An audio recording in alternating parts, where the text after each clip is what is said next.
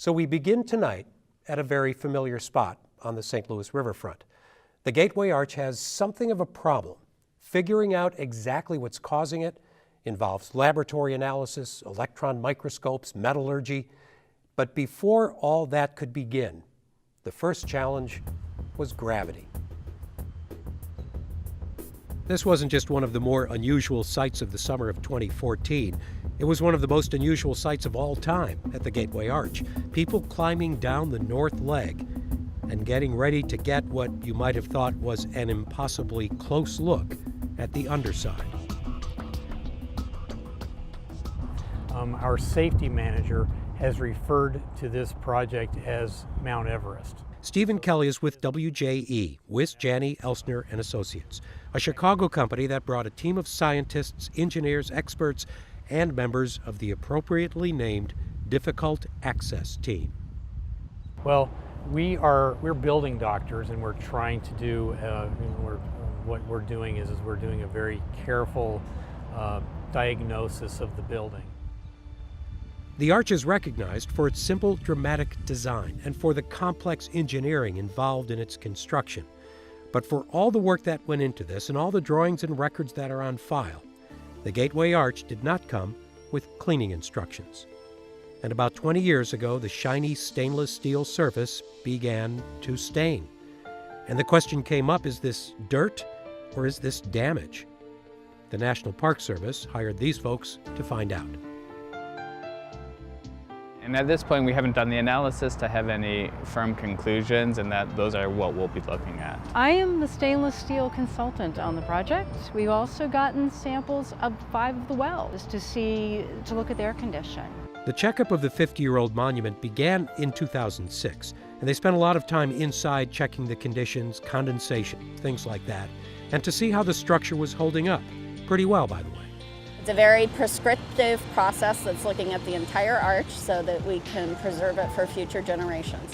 They'd already inspected the stains and graffiti at the base, but those stripy stains about halfway up, that might be something totally different. And to know what it is and how it might be cleaned, they need actual samples.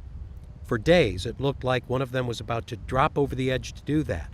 But nothing was going to happen until they got a favorable answer to this question. How's the weather up there?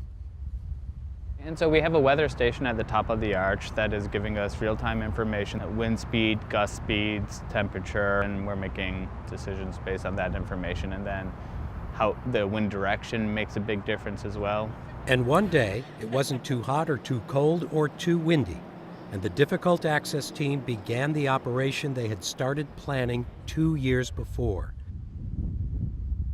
We're very safe. They're all very highly trained individuals who are doing the rappelling work. So I think it's not a question of safety when you're being safe and have the training. It's just a question of exercising good judgment and caution. This was the same team that inspected the Washington Monument from the very top to the very bottom, looking at the cracks from an earthquake and all the stone blocks and the mortar between them. The information guided the repairs and restoration. It was pretty much the same thing here. Instead of bricks and mortar and cracks, it was metal panels and welds and stains. And this is very, very difficult with the multi-angles and multi-planes, and use suction cups while staying on the rope to guide themselves down to take samples. And they'll use gunshot residue tape to take the samples. We analyze those using scanning electron microscopy to identify the chemical constituents in those stains.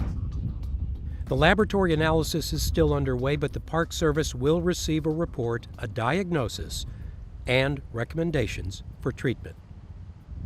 I will tell you that we're very pleased with a lot of the results that we're finding. I really can't divulge what they are, but we're very pleased with the things that we're finding on the monument. In other words, these are probably cosmetic issues. The arch doesn't need shoring up or serious patching, just a good cleaning. Let's say the arch is going to be cleaned top to bottom. There'll probably be a cocktail of different cleaning methods that would be used. But if it was this hard just to get to the spot to take a sample, how hard is it going to be to clean the arch, top to bottom or even here and there? On the Washington Monument, you could just build scaffolding all the way up and do the repairs. You can use scaffolding at the base of the arch legs, but further up, that's going to require a different, innovative solution. WJE will likely bid to be one of the consultants on that phase of the project. It's Mount Everest for us to access the building to do the investigation, and it will be more Mount Everest when it is cleaned.